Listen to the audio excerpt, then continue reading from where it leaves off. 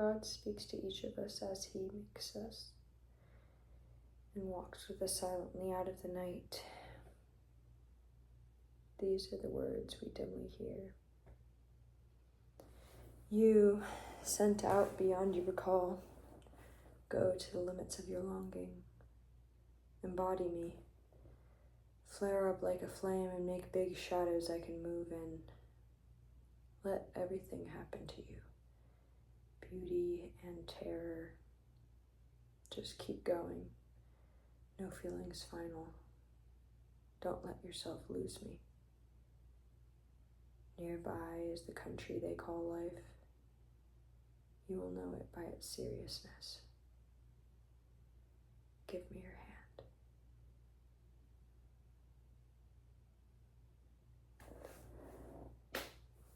Today I'm 27. Something interesting about age that I never thought about it until I realized it, and then I was like, whoa, that's crazy, is that like once you turn an age, it's actually that you've just like completed that year of your life. So for example, like once you turn 1 year old on your first birthday, now, well, you're a baby so you can't really talk, but now you would call yourself, oh, I'm 1 year old. I'm 1 year old. But really, you are in your second year of life. Like you've already finished the entire year of one, the first year. Now you're actually in the second year, but you say, I am 1 year old. So like, okay, I've just turned 27. But really, now I have just begun my 28th year. And once I turn 28, I will have actually completed the 28th year. And now I'd say, oh, I'm 28. I have like finished, I have gotten the achievement of completing the entire 28th year. So now I can call myself 28, but I'll actually be in my 29th year. And so on and so forth. I also want to start saying to people, like, instead of how old are you, because in the English language, it's like the word old has negative connotations. Even though that's only a cultural concept, it still has like these negative connotations. But instead of saying how old are you, because language is symbolic and it hits heavy even when you don't mean it to, I'd love to start saying, how many years have you been alive? How many years have you been alive? Because then it feels like an achievement and something beautiful instead of something negative and deadly, you know? But I've said that to people like twice, and they're always like, what? Do you mean how old am I? I'm like, yes, I'm trying to start something new. Don't you see? But 27 was the year I was always the most scared for. Not for any reason that anybody would really naturally understand, but the number 27 has always been like a number for me that sort of means like no, bad, or you're doing something wrong. Like instead of a confirmation, it's the opposite of a confirmation. It's like for me, the number 22 is a confirmation. It's like, yes, you're on the right path. You're doing something right. And the number 27 specifically is like, girl, no, you just made the wrong choice. That is bad. And I almost, throughout a period of my life, like found the number 27 to be quite evil. And though I don't believe in like that kind of thing anymore like that, it still has this subconscious connotation to me for like fear. And it still scares me sometimes, not like it used to, but every once in a while it'll still get me. But when I was younger and I really had problems with it because I was very mentally unwell, when I would see the number 27, it would actually really disturb me greatly.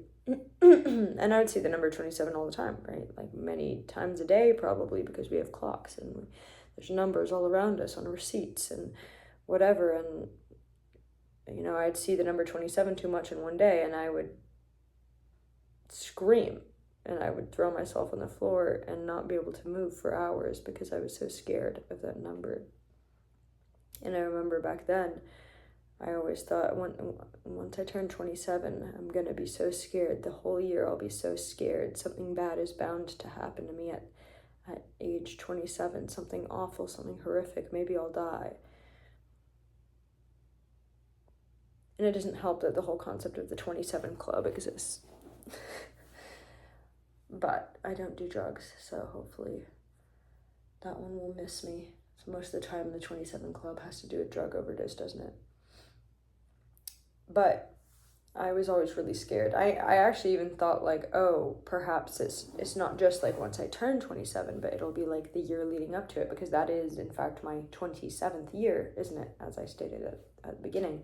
So once I turned 26 until I was 27 would have been my 27th year. It wasn't a bad year though. It was quite like all the others. Many ups, many downs, many beautiful things, many horrific things. So we'll see about this year, where I am actually 27. But I remember being so scared, like, if I don't, I mean, I saw no way out of it back then. I saw no way to cope with the number 27. Back when it was affecting me so deeply, I didn't think, okay, well, once I turn 27, that whole year will be spent in agony, because I'll be so scared all the time. How will I be able to live through that year? Of course I'll die.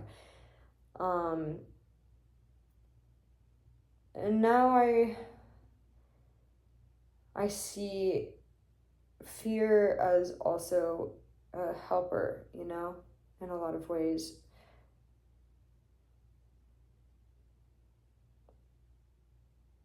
I'm not allergic to fear like I was back then, and I'm not needing only good things to happen to me to be able to feel still safe in my life. And so this year doesn't scare me anymore. And I still think in the back of my mind, maybe something awful will happen this year. I don't know. But that doesn't really scare me anymore. At least not like it used to. There might be some fear, but I'm not scared of the fear. It's just there. And I know that even through the fear, I can keep choosing to move forward.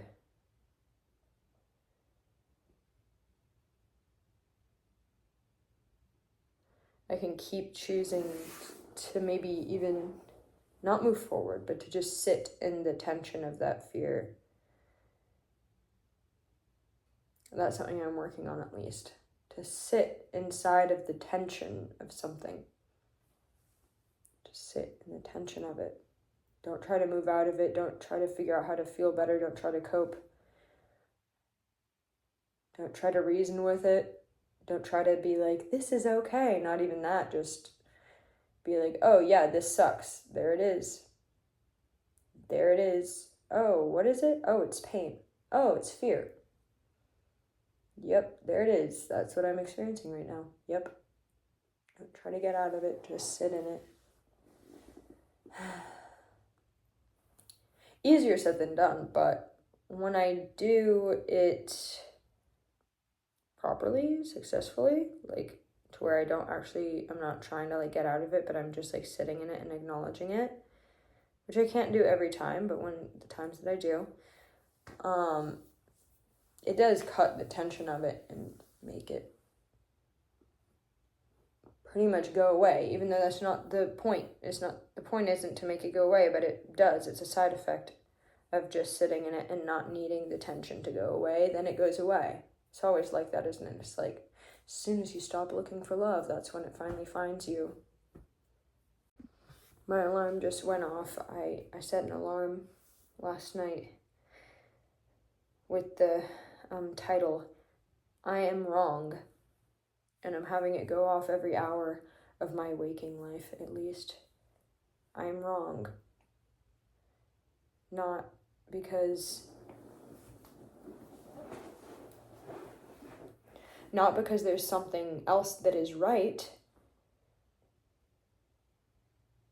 because that means if I realized and recognized and chose the right thing, then that would be wrong too if I am wrong. But rather to just sit in the wrongness of things, like knowing that no matter what I choose as an ego self, it's wrong because it's always coming from a perspective of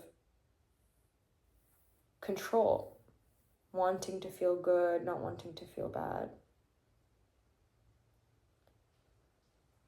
wanting love and not wanting pain. It's coming from a perspective of duality, or it's also, rather, it's coming from a place of like not being willing to surrender.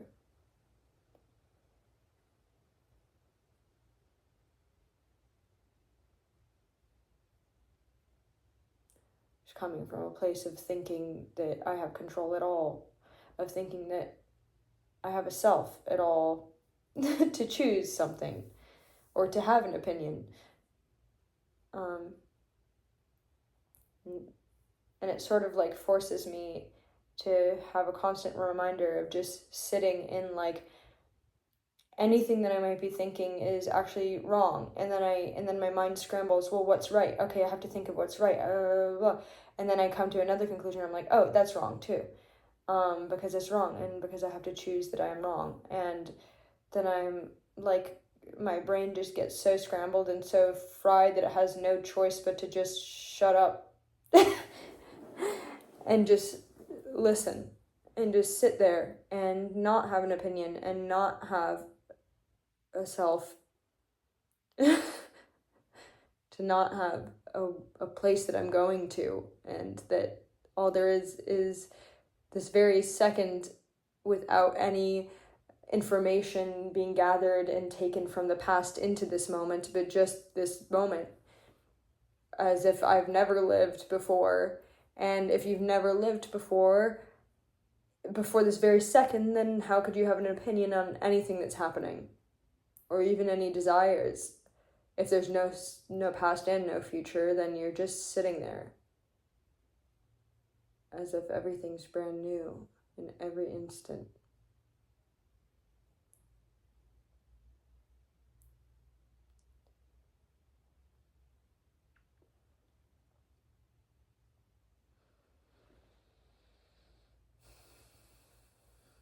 And you think that you need to think and think and think to get to the right solution.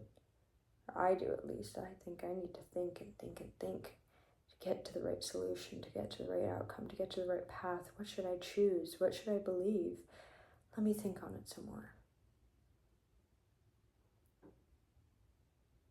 And that ends up becoming your blinders, your blind spot. And it's really when you stop thinking that the actual answer can come in and reach you, because you finally emptied out a space for it to land. I don't believe that if I don't do the work to think and think and think, I don't believe that I'll ever figure it out. But I'm shown time and time again that I don't need to figure it out, and that the figuring it out of things is what blocks me from being able to figure it out.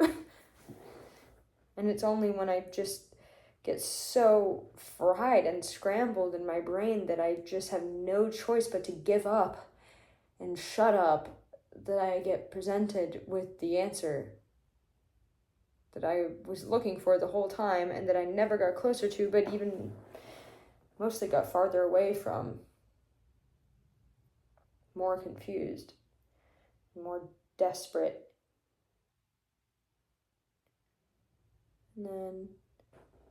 And it just comes to me. I just sit there and I empty my mind because I'm so exhausted. I can't think anymore. And then it's all so clear. I'm wrong.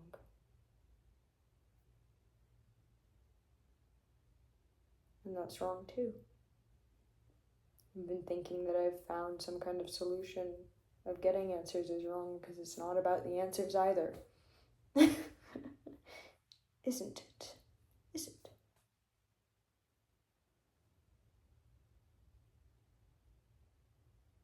All I can do is just shut up and see what happens.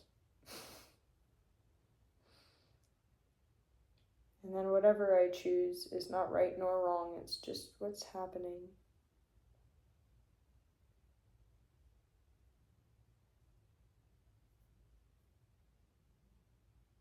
It's just what's happening. And all I should do is just listen. What's it telling me? Not to know it, but just to listen. Listening just to listen.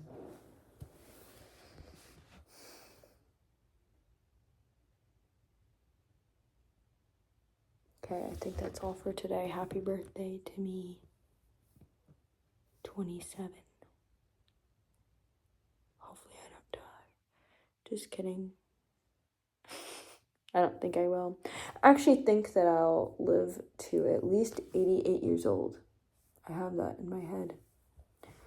I've always thought that. You know, some people are like, I think I'm going to die young. I'm not going to make it to 35.